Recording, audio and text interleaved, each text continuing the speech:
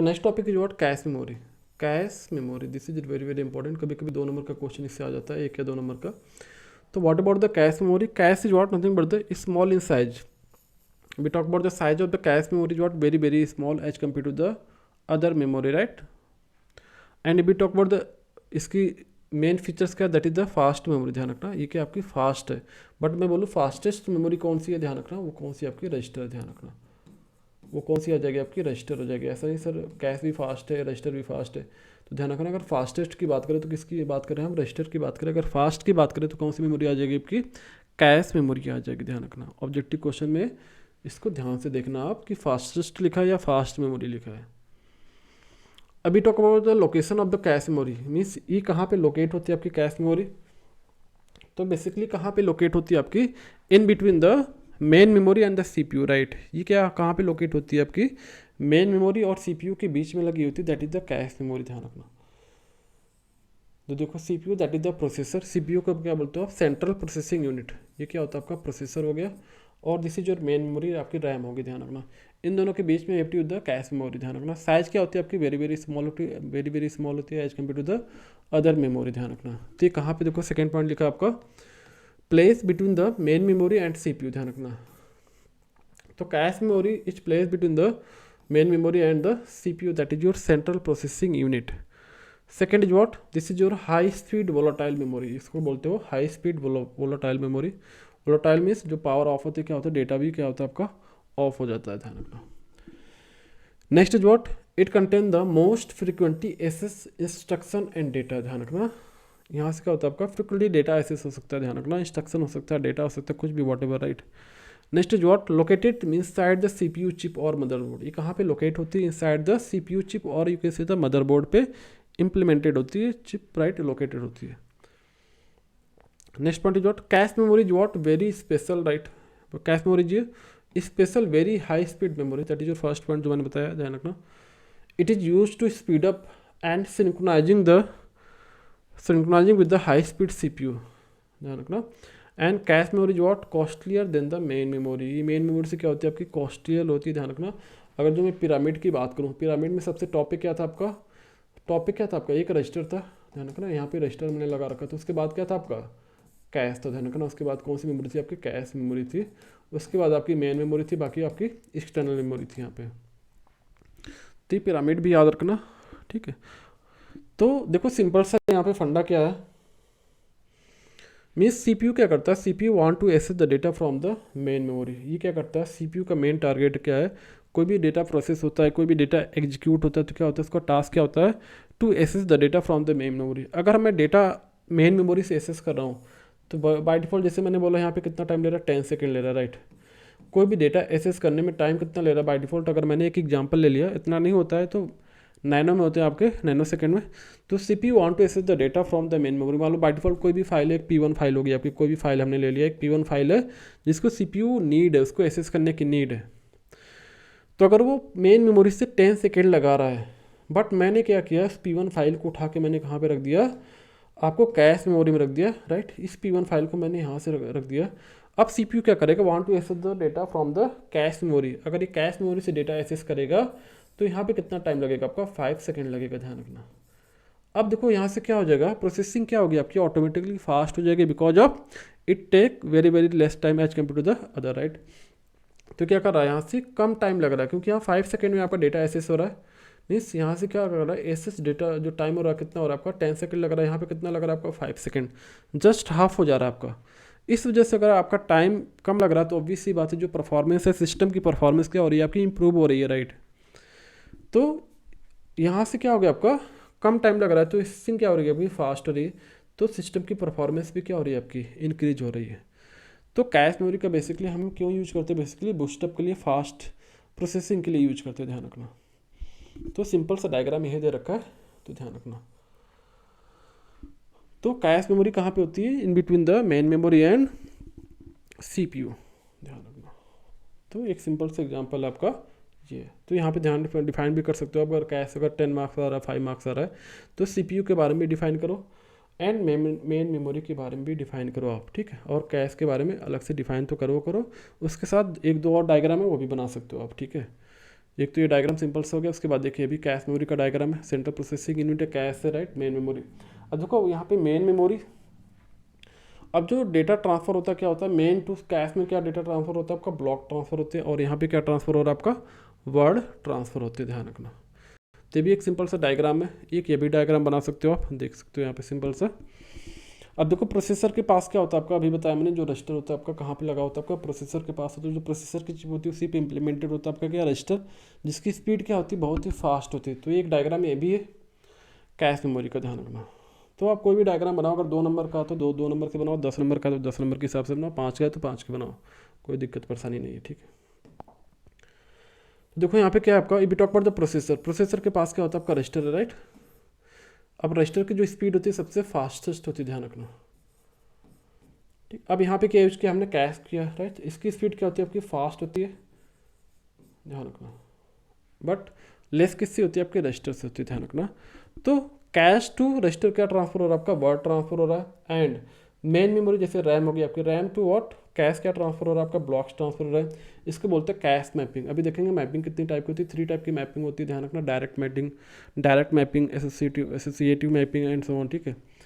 उसके बाद आपका सेकेंडरी जो स्टोरेज होती है, जैसे हार्ड डिस्क हो गया, वहाँ से क्या क्या आपके ट्रांसफर होते हैं, पेज ट्रांसफर होते हैं, जैसे आपने पेज एल्गोरिथम पढ़ा होगा, ठीक है। तो यहाँ से क्या ट्रांसफर हो रहा है, आपके पेजेस ट्रांसफर हो रहे हैं, इसको क्या बोलोगे, वर्चुअल मेमोरी मैपिंग बोलोगे। तो ये भी एक सिंपल सा ब्लॉक डायग्राम है, उसको आप बना सकते हो।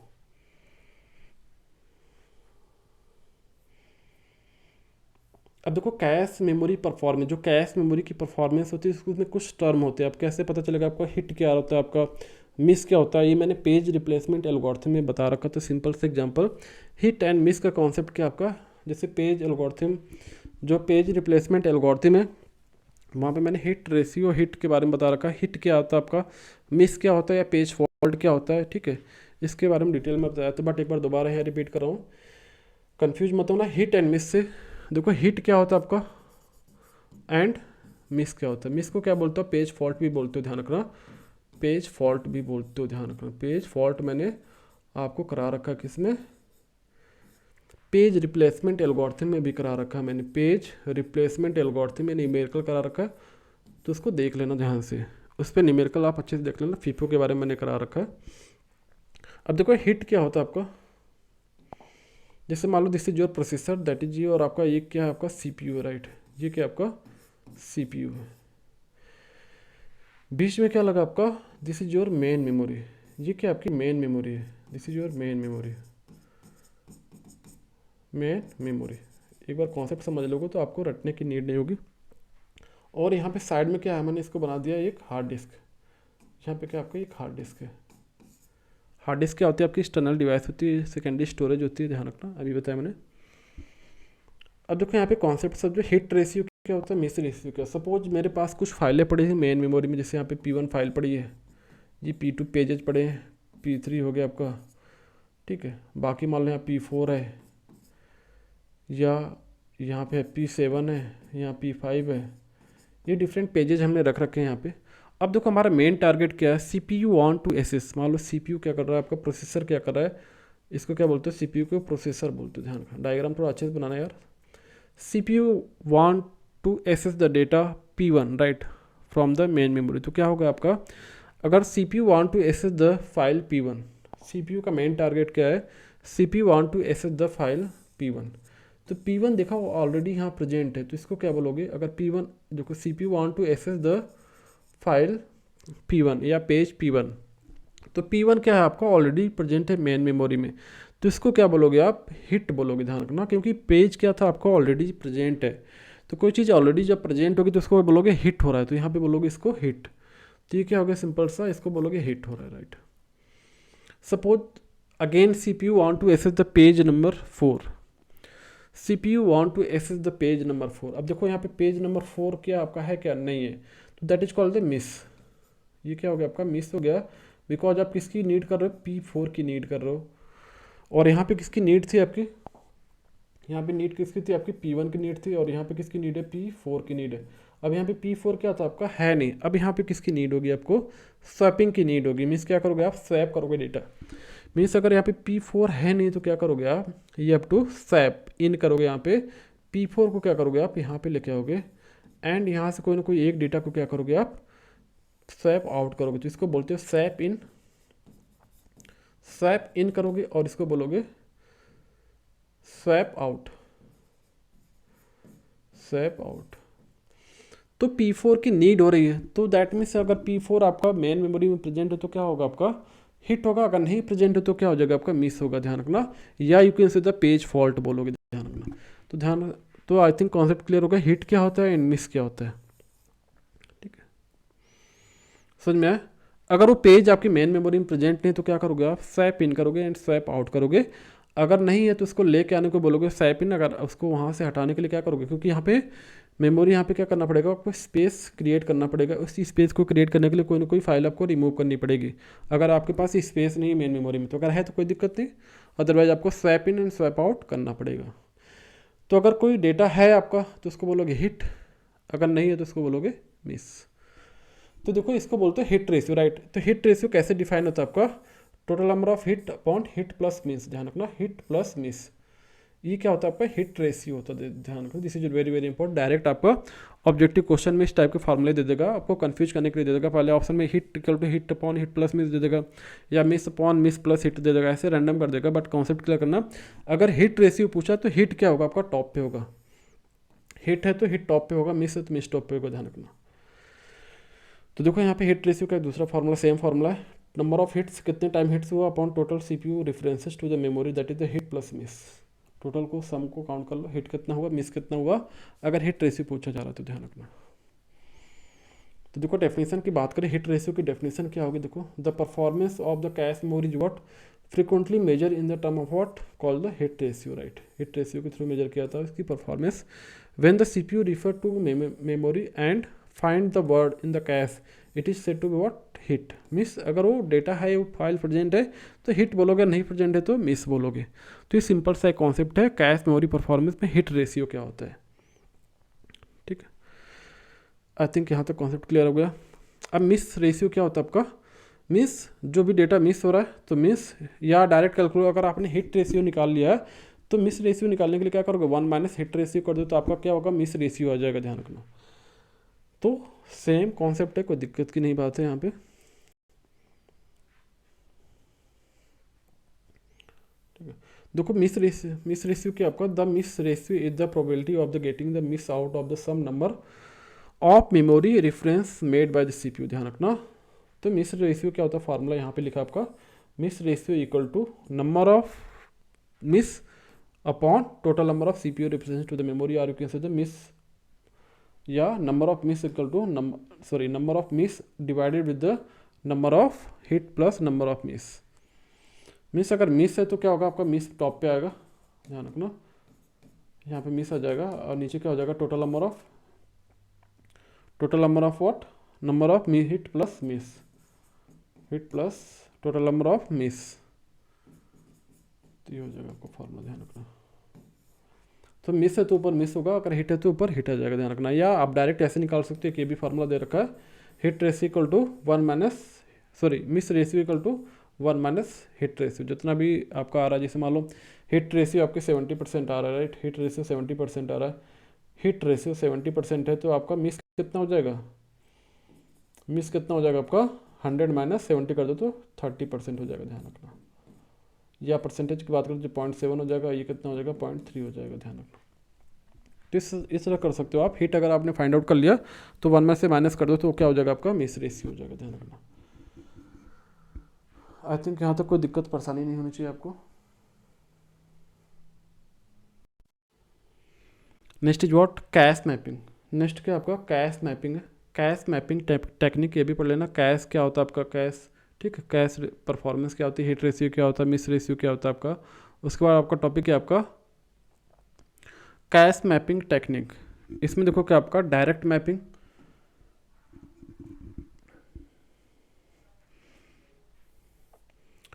Cash mapping technique by which the content of the main memory is what brought into the what cache memory, content of the main memory is what brought into what main memory. जो main memory का content उसको हम map करके कहाँ पे लाते हैं, cash में लेके आते हैं, ध्यान रखना। और देखो इसमें 3 टाइप के हैं, there are 3 types of the cache mapping. 3 type के आपका डायरेक्ट मैपिंग हो गया आपका, second is what associative mapping हो गया, third is what set associative mapping हो गया। ध्यान रखना, this is very very important. ये 3 आपकी मैपिंग है, राइट। डायरेक्ट मैपिंग या फुली एसोसिएटिव मैपिंग कर सकते हो या के वे सेट एसोसिएटिव मैपिंग कर सकते हो। ध्यान रखना, कंफ्यूज मत होना। अब देखो यहाँ पे क्या दे रखा, अभी मैंने बताया hit and ratio and miss ratio क्या होता है आपका। देखो ये CPU that is the processor CPU, this is your cache, this is your main memory, right. अब मैपिंग में क्या करोगे आप, जैसे सब CPU want to access the file number, जैसे मैंने अभी बताया, सपोज यहाँ पे P1 फाइल है आपकी, this is your P2, this is your P3, यहाँ पे P4 फाइल है, यहाँ पे क्या आपकी P2 फाइल है।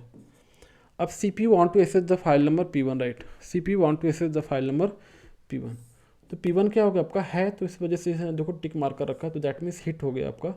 ये क्या हो गया आपका, हिट हो गया, इसको बोलते हो हिट। मीन्स अगर आपकी P1 फाइल ऑलरेडी प्रेजेंट है तो that means it is called the hit. Again जैसे मैंने बोला CPU want to access the file number P3, तो P3 अगेन है तो क्या होगा आपका, हिट होगा। अगर मैंने बोला CPU want to access the file number, CPU want to access the file number, CPU want to access the file number P4। अब देखो P4 है क्या यहाँ पे, नहीं है, तो क्या करोगे आप P4 को मैप करोगे यहाँ पे, P4 क्या होगा आपका स्वैप इन हो जाएगा, तो यहाँ पे क्या हो गया, मिस हो गया। इसको बोलोगे P4 अगर है नहीं तो क्या होगा आपका, मिस हो जाएगा। तो अब क्या करोगे, इसको मैप करोगे P4 को यहाँ पे, ठीक है। तो P4 क्या होगा आपका, स्वैप इन हो जाएगा, ठीक। Again CPU want to access the file number P2, तो P2 देखो है क्या, नहीं, दैट इट मीन्स अगेन क्या हो रहा है आपका, मिस हो रहा है। तो P2 को क्या करोगे, मैप करके यहाँ पे लेके आओगे, मीन्स स्वैप इन करोगे। P क्या हो गया आपका, हिट एंड मिस हो गया, ध्यान रखना। तो कैश क्या होता है आपका, कहाँ पे प्लेस होती है आपकी, in between the CPU and main memory, ध्यान रखना।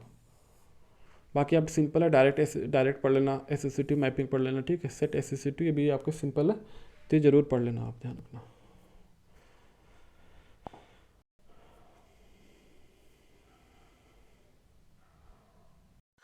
अब देखो डायरेक्ट मैपिंग में क्या करते हैं, अगर हम डायरेक्ट मैपिंग की बात करें तो इन डायरेक्ट मैपिंग में देखो क्या होता है आपका, बेसिकली इन डायरेक्ट मैपिंग क्या करते हो आप, basically the direct mapping a particular block, ध्यान रखना, particular block of the main memory can be map only a particular line, ध्यान रखना, ऑफ द कैश, ध्यान रखना। This is a very very important line. Second point is there is no need to of any replacement algorithm, यहाँ पे कोई need नहीं replacement algorithm की। This is because of the main memories block can be map only a particular line of the cache, ध्यान रखना, इस वजह से इसकी नीड नहीं। Thus we new incoming block will always replace the existing block if any, ध्यान रखना, replace करोगे अगर कोई ब्लॉक है, right, in that particular line. Simple उसी तरह आपका सेट एसोसिएटिव आपका physical set sorry associative mapping होगा, उसी तरह आपका फुली एसोसिएटिव मैपिंग ये देख लेना आप, ठीक है।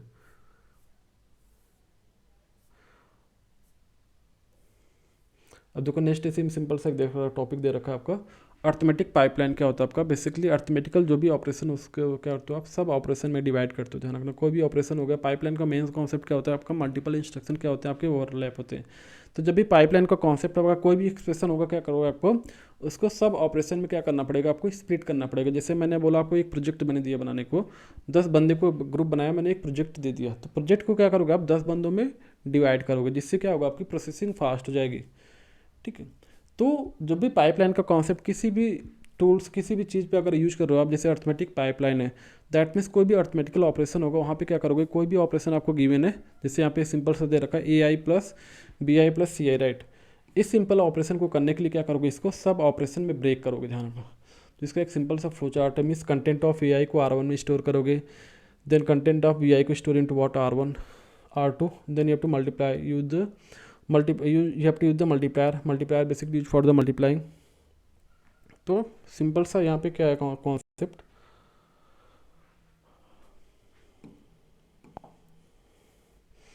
अर्थमेटिकल पाइपलाइन बेसिकली क्या होता है, an arithmetic pipeline separate a given arithmetic problem into what sub problem, ध्यान रखना। हम क्या करते हैं, कोई भी प्रॉब्लम को सब प्रॉब्लम में डिवाइड करके इसको सॉल्व करते हैं, जिसको एग्जीक्यूट करते हैं, प्रोसेस करते हैं, ध्यान रखना। That can be executed in a different pipeline segment. It is use for the multiplication, floating point operation and variety of the other calculation, ध्यान रखना, इसका हम यूज करते हैं यहाँ पे। अब देखो यहाँ पे एक सिंपल सा एक्सप्रेशन दे रखा है, AI plus BI plus AI into A into B plus C, right. अब देखो यहाँ पे क्या क्या यूज किया गया हमने, एक तो मल्टीप्लिकेशन यूज किया है, मल्टीप्लायर यूज करेंगे, और क्या किया है हमने, एडिशन किया है। तो यहाँ पे क्या यूज करोगे आप, एडर यूज करोगे। तो यहाँ पे क्या किया बेसिकली हमने ए आई और बी आई को क्या किया, एक रजिस्टर R1 में स्टोर किया, रजिस्टर R2 में स्टोर किया, और इन दोनों के रिजल्ट को हमने कहाँ पे स्टोर किया, R3 में स्टोर किया। तो देखो सिंपल सा है, you have to store the content of AI into what R1, again you have to store the content of BI into what R2, then you have to multiply them, इन दोनों को multiply करो with the help of what, multiplier. Multiplier की help से क्या करो, दोनों को multiply करो, उसके बाद क्या करो, store the result into what, R3 में स्टोर किया हमने। अब R3 को क्या किया हमने, हमारा ये काम सॉल्व हो गया, AI इंटू BI आपका सॉल्व हो गया। अब बच्चा आपका CI को स्टोर किया आपने R4 में स्टोर किया, देन क्या किया आपने, दोनों को ऐड कर दिया। मीन्स ये अगर आपका R3 में स्टोर है और ये आपका R4 में, तो दोनों को क्या करोगे आप, ऐड कर दोगे। तो रिजल्ट एडर की हेल्प से क्या करो आप, ऐड कर दो, और रिजल्ट कहाँ पे स्टोर हो गया आपका, R5 में। तो कोई भी मैथमेटिकल ऑपरेशन उसको हमने क्या कर दिया, सब ऑपरेशन में डिवाइड कर दिया, तो इसको क्या बोलते हो, पाइप, अर्थमेटिक पाइपलाइन, ध्यान रखना। तो कोई भी पाइपलाइन का कॉन्सेप्ट होता है, तो क्या होता है आपका जो प्रोसेसिंग होती है, जो मैन्युफैक्चरिंग प्रोसेस होता है, उसमें उसकी स्पीड क्या होती है, इंक्रीज होती है, परफॉर्मेंस क्या होती है आपकी, इंक्रीज होती है, ध्यान रखना।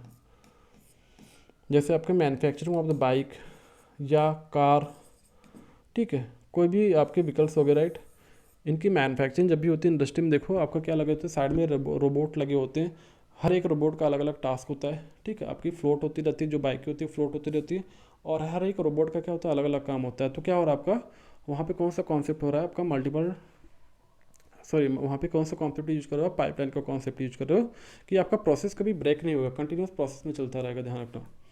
तो इससे सिस्टम की परफॉर्मेंस क्या होती है आपकी, इंप्रूव होती है, इंक्रीज भी होती है, राइट।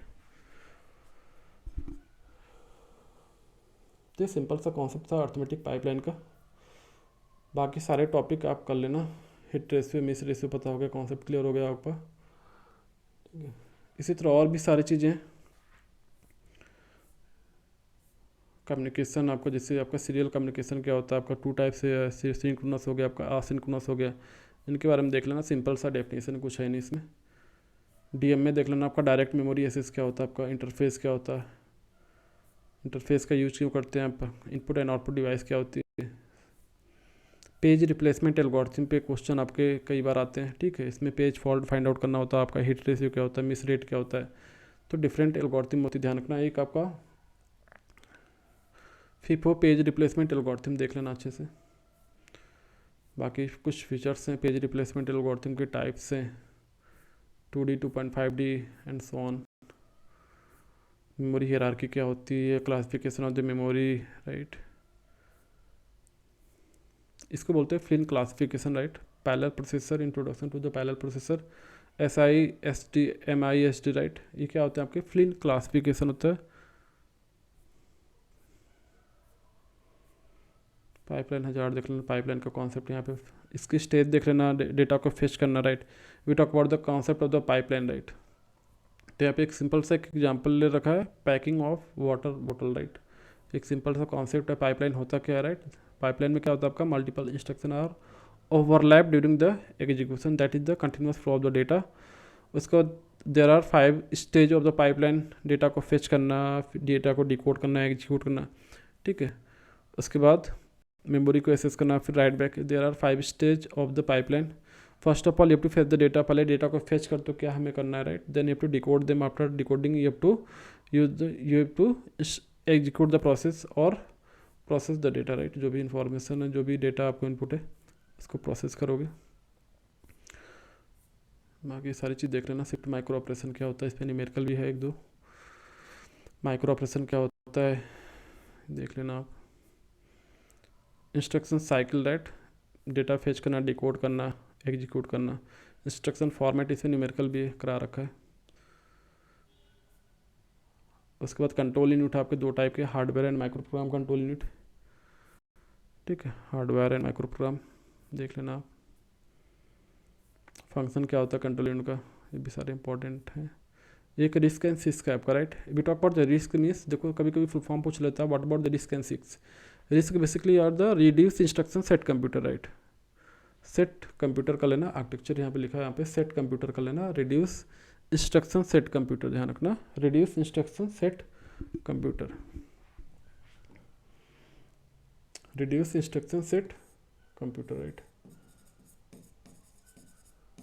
और CISC for the complex instruction set computer, ध्यान रखना, ये आप देख लेना एक बार। अब देखो इसके फीचर्स क्या करते होते हैं आपके, सिंपल इंस्ट्रक्शन, राइट, देखो यहाँ पे रिड्यूस इंस्ट्रक्शन, ऑब्वियसली बात है, number of instruction are what very less, that's why है सिंपल इंस्ट्रक्शन डिकोडिंग, यहाँ पे सिंपल इंस्ट्रक्शन डिकोडिंग होती है, राइट।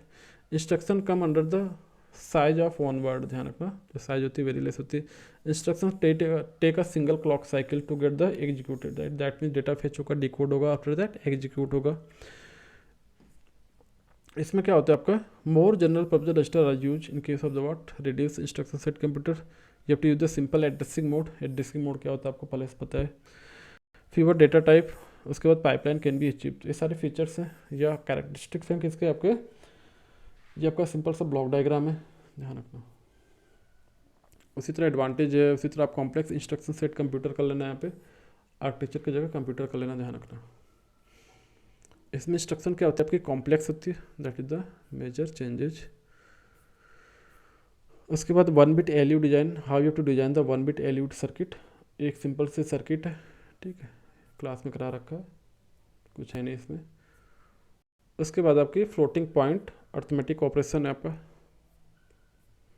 बोथ एल्गोरिथम पे ध्यान रखना। बोथ एल्गोरिथम में आपके दो टाइप के न्यूमेरिकल आते हैं, कोई भी एक नेगेटिव नंबर होगा, एक पॉजिटिव नंबर होगा।